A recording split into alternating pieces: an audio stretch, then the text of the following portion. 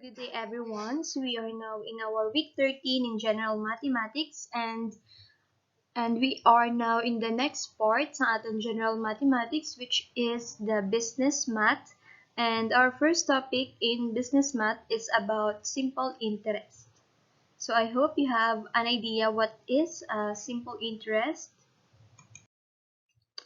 Okay, so when someone borrows money from a bank, the bank charges him an amount for the duration of the time he or she uses the money. The amount is called interest. So again, ano ni siyang interest? So amo ni siya ang additional money you need to pay aside sa ginhulam mo nga kwarta. It is an amount that the borrower has to pay and at the same time an amount which the bank earns. So amo siya kumbaga ang ibihatag nga bayad sa bangko.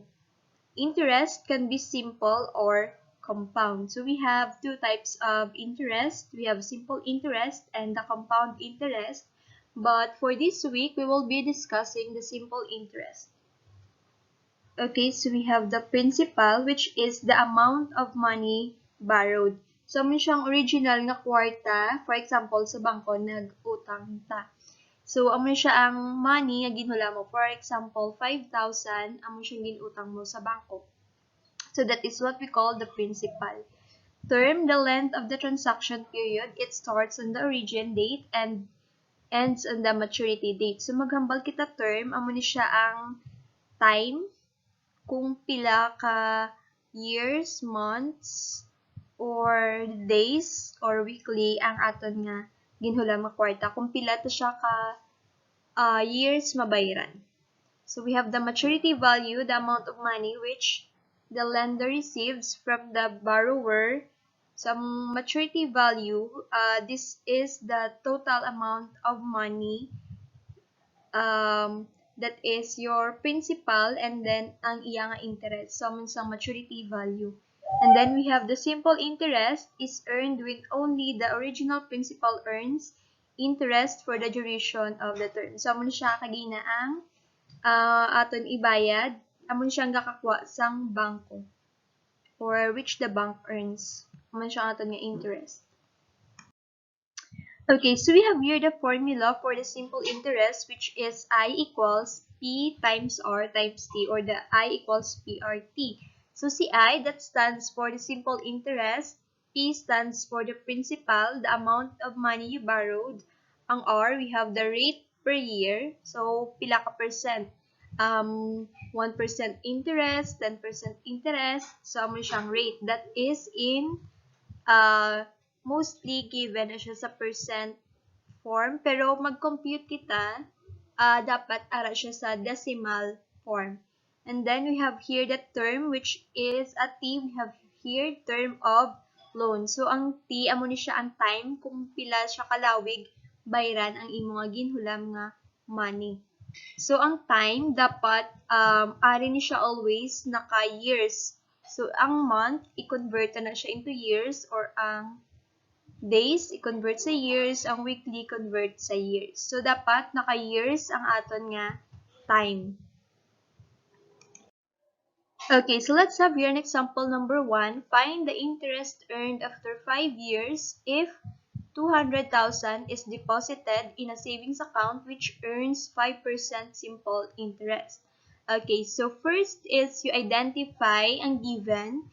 So, we have here ang ginapangita tayo sa ang interest. So, we have here the terms, which is 5 years. So, ano kalawigon? Ang aton nga bayaran, which is 5 years. And then, ang ginhulam ta is 200,000. And then, ang rate, which is 5% simple interest. So, you are being asked for the value of the interest, which is ang I, given, so ang aton term which is 5, and then ang aton principal, amon siya ginhulam ta nga money which is ang 200,000, and ang rate, so pila ka that is 5%. So mag-convert kita gani sa percentage into decimal. Just simply divide this by 100. Okay, so wait, that is 5 divided by 100 is equal to 0.05. So, amo na siya mag-convert kita sang percentage into decimal. So, pwede man nga from 5, ma-move lang kita, di ba, ari nga decimal point. Ma-move lang kita 2 decimal places. So, we have 1, 2, and then add the decimal point, then add 0. And then, pwede man nga wala na di 0, pwede man nga may ala. 0.05.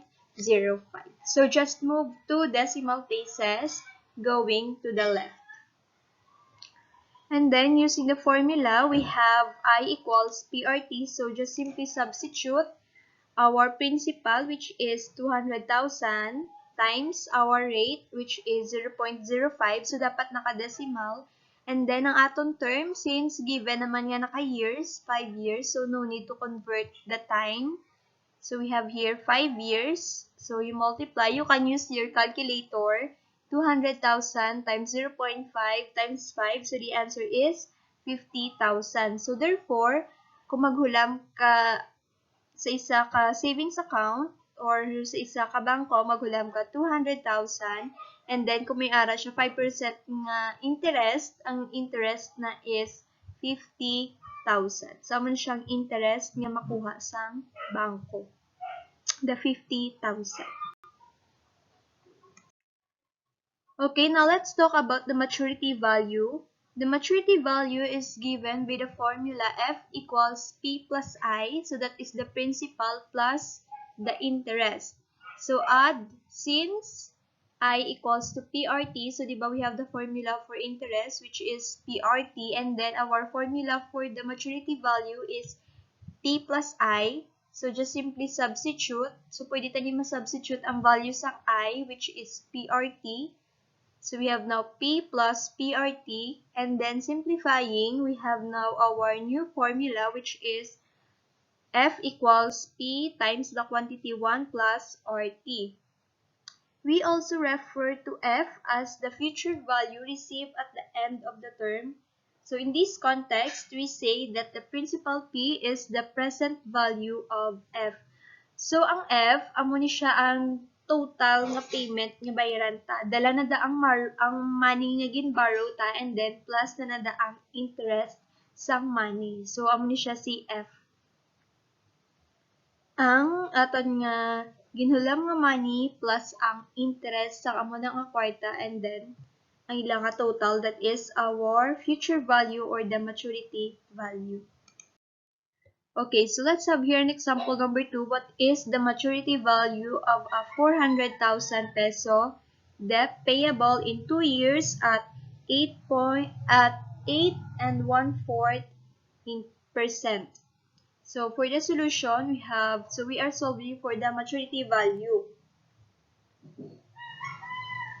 So let's identify our principal. So ang ginhula mo is 400,000, that is payable in 2 years. So ang time ta 2 years, and then ang rate is 8 and 1/4%. So si 1/4, this can be 0.25.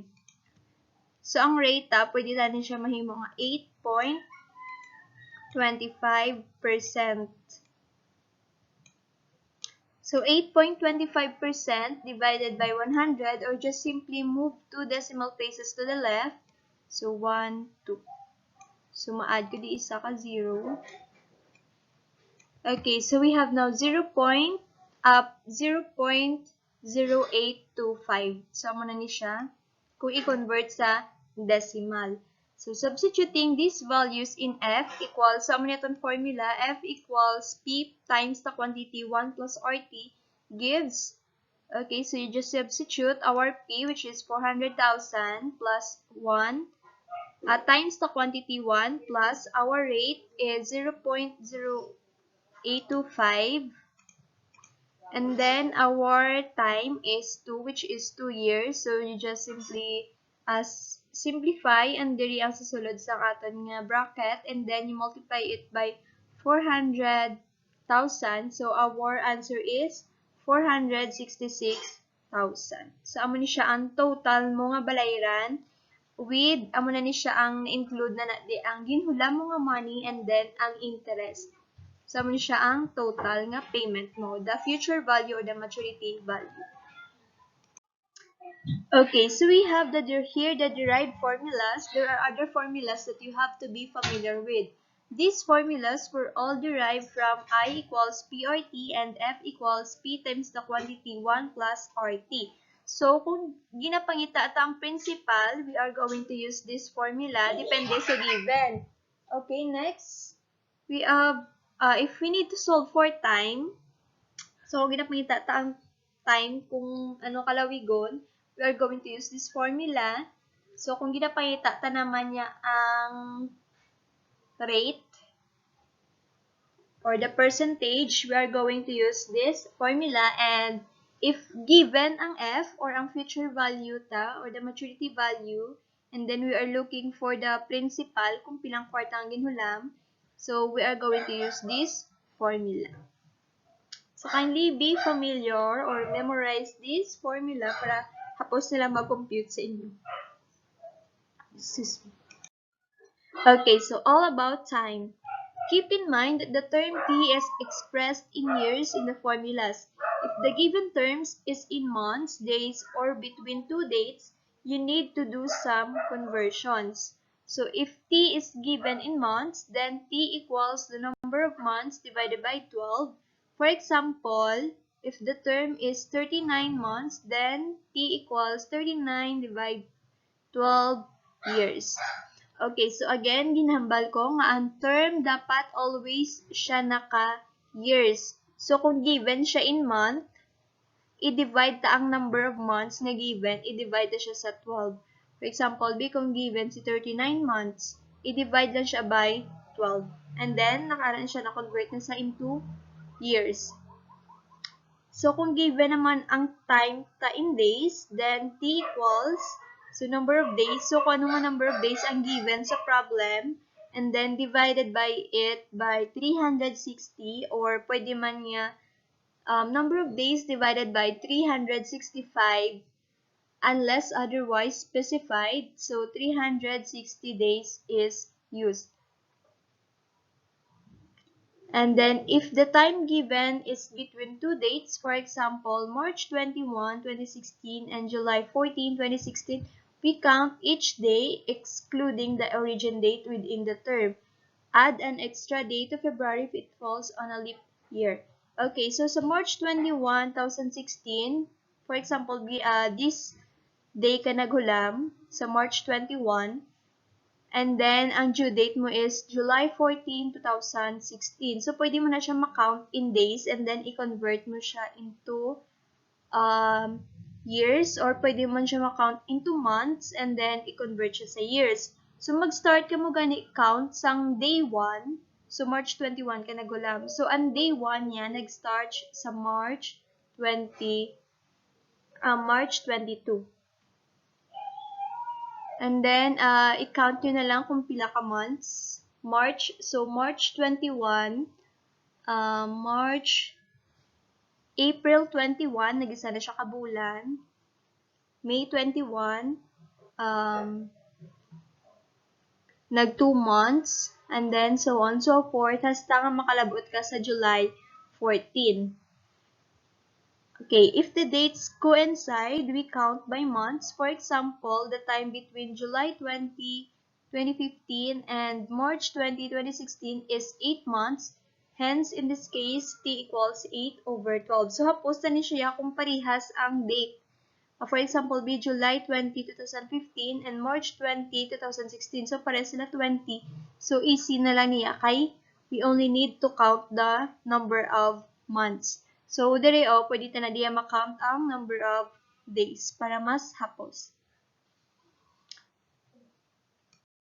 Okay, so we have here the days. So, sa days may duwa ta nga pwede i-divide. Pwede si 360 days or si 365 days. Si 360, that is what we call the Bunker's rule, ordinary interest with exact time, and then ordinary interest with ordinary time, and then 365 days, that is the exact interest with exact time, and then the exact interest with ordinary time. So, which do you think ang days mas makatipid ta? Mag-divide sa 360 or mag-divide sa 365 days? Okay, so kindly do have research on that.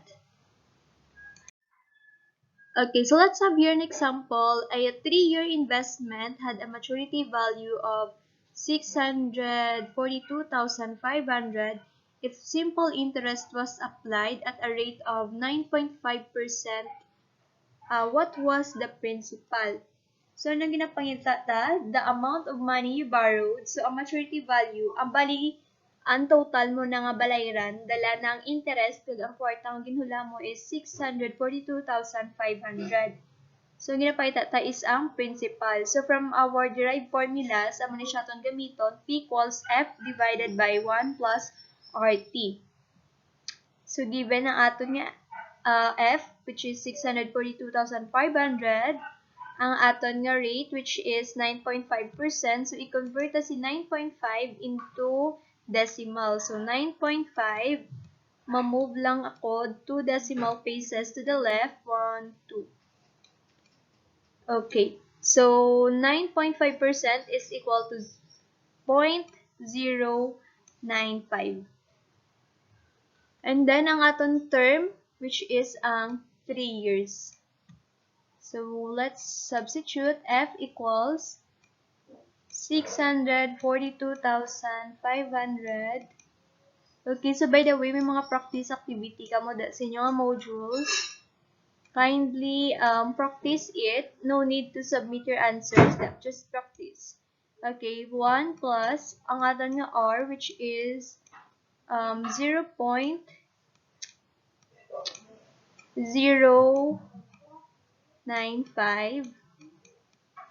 times mo sa time, which is 3. Ay, kabudlay magamit mouse.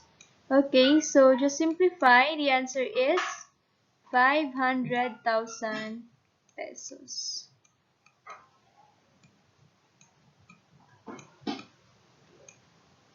Okay, so you may use your calculator para mas dasid sa computation. So, kumbaga, ang ginhula mo nga money is 500,000 pesos, and then ang imo nga total nga balayran is 642,500, dala na nada ang interest. Okay, so that's all. If you have questions, kindly message me to our group chat. And December 18 is the last day of our class for this year. So, ma-resume naman kita by January. Okay, thank you for listening and Merry Christmas to all.